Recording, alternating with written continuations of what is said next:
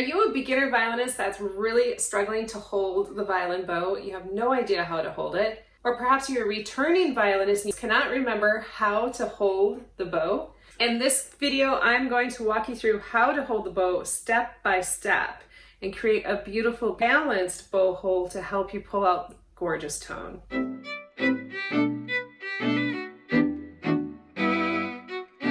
I'm violinist Heather Kaye. I train violinists all over the world how to improve violin technique and play with gorgeous tone. This video is all about how to hold the violin bow.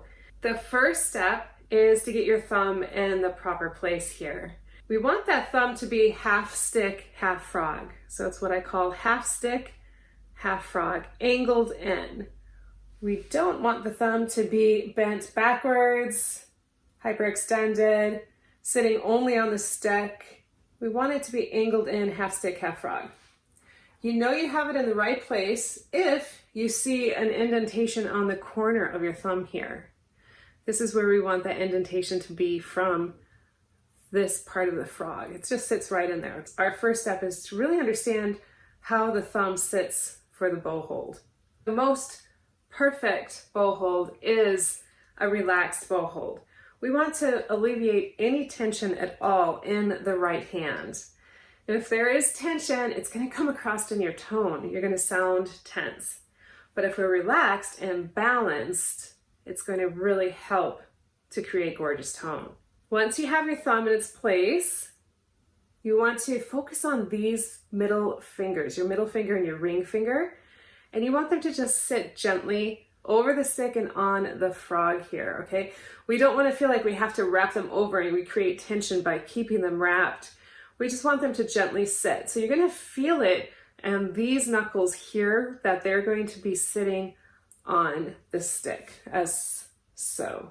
We want to develop this part first and have that feel comfortable. Then the other fingers are going to be a lot easier, the pinky and the index finger.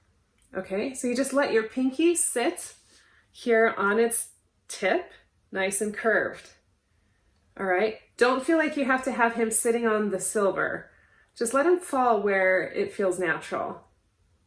Then the index finger, same thing. You want it to fall where it feels natural. We don't want it over wrapped at all. This causes a lot of tension. Just a nice, relaxed index finger. So you see where it hits the stick is just here above the knuckle right here. So the next step is just go ahead and shake out your hand, hold the bow with your left hand, shake out your right hand, and then after you shake it out, have it be nice and relaxed, and just bring it to the bow, have your thumb find its spot. And what's really important is that we're not wrapped over too much, that we actually let it relax, let your wrist relax, and have it come down so that we are not wrapped over, okay? You don't want to be index finger heavy. This is one of the things I work with so many violinists that come to me and we retrain their bow hold is because they are index finger heavy, meaning the dominant finger here, our index finger, is taking over and nobody else really knows what their jobs are. And it's a pronated bow hold as such. We don't want that to happen. We want it to be nice and balanced. Now, what do I mean by balanced? You want to feel like the center of your bow hold is really here in the middle of the hand, not to be here in this weak. We want it to be in the middle of the hand. Now, why is that so important? Let me show you on the violin. When we bow, when we're here at the frog, the part of the hand that's really active is here, the pinky and the ring finger. The index finger, you could actually play without him here at the frog. It's a very, very good exercise to be able to play without him at the frog. So these guys know what their roles are in the bow hold, okay? So this is the balance here at the frog. This part of the hand is active. When we go to the tip, the active part of our bow hold is here on the index finger. And this guy is really light, okay? So this is where we do have a little bit of energy kind of pronating in to the stick, is at the tip. When we're in the middle of the bow, we're back to being balanced here with these fingers. At the frog, it's the pinky that's active.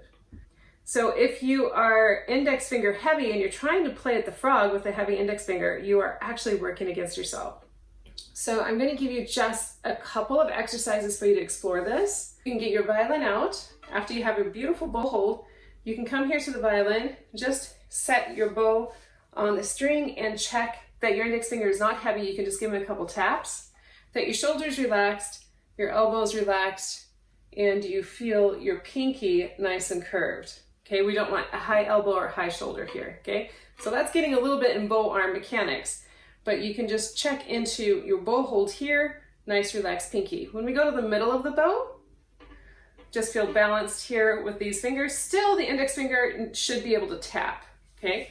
When we go to the tip of the bow, you can check and make sure that you feel your index finger being active and your pinky is nice and relaxed here, okay?